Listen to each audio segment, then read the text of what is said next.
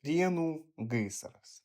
Iš Prienų metraštininko Juozo Šadzevičiaus atsiminimų apie jaunystę ir Prienus. Tai buvo baisus gaisras.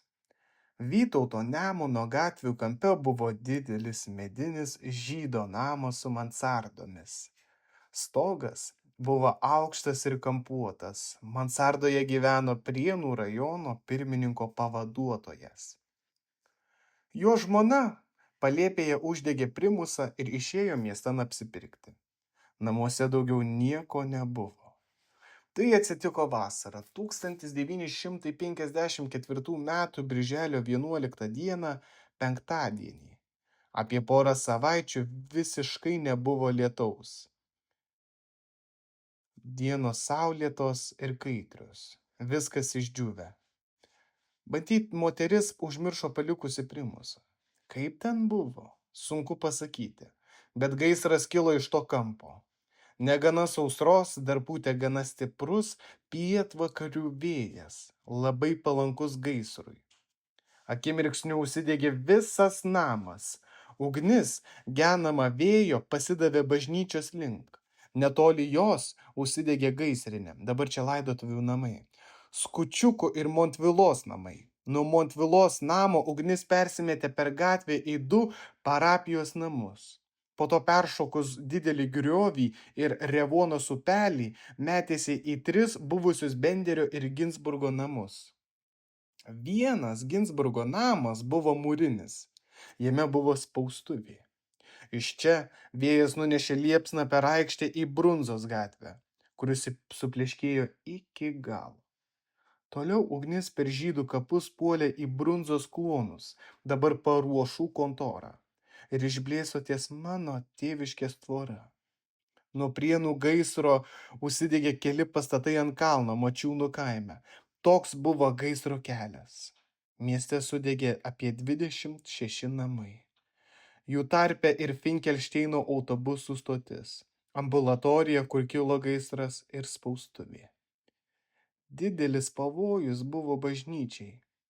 Tačiau subėgę miesto gyventojai, nepaisydami pavojaus, gesino ją ir didvyriškai apgynė. Mes su keliais vyrais norėjome išgelbėti bažnyčios metrikaciją, kuri buvo parapijos namuose.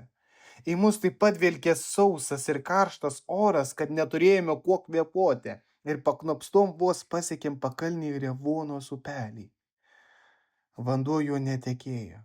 Jis buvo nukreiptas į Abelizono malūną, dabar Revonos viešbutis. Kol išmušė sklendė, kol atitekėjo vanduo, gaisras buvo įsiviešpatavęs.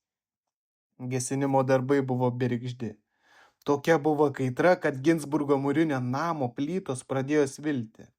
O viduje užsidegę ryšuliai popierių pakildavo į aukštį ir degdami vėjo nešami skrido Mačiūnų linkui, kur nukritę ir degė. Iš degančių namų beveik nieko nepavyko išgelbėti. Malūno ir lentpjūvės darbininkai su direktoriumi Sirovu gynė Vytauto Kęstučio gatvių kampą. Ir jį apgynė. Neleido gaisrui plėstis į kairėje miesto dalį pagal gaisro kryptį. Daugelis gyventojų šoko kraustyti butus, nešti iš jų geresnius ir reikalingesnius daiktus laukan.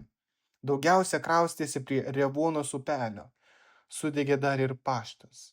Nutrūko bet koks ryšys su pasauliu. Nebuvo kuo ir kaip šauktis pagalbos, nors čia pat Kaunas ir Alytus.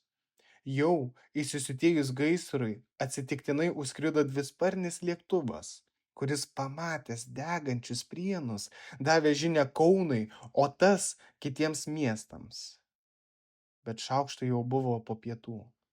Visa, ką galėjo padaryti kitų miestų gaisrininkai, tai neduoti gaisrui plėstis. O kas jau degė, tai sudegė. Gaisras siautėjo geras 4 valandas. Sumaištis buvo panaši į paskutinį teismą. Riksmai, keiksmai, lenktynės, kas pirmas išspruks iš pragaro nasrų.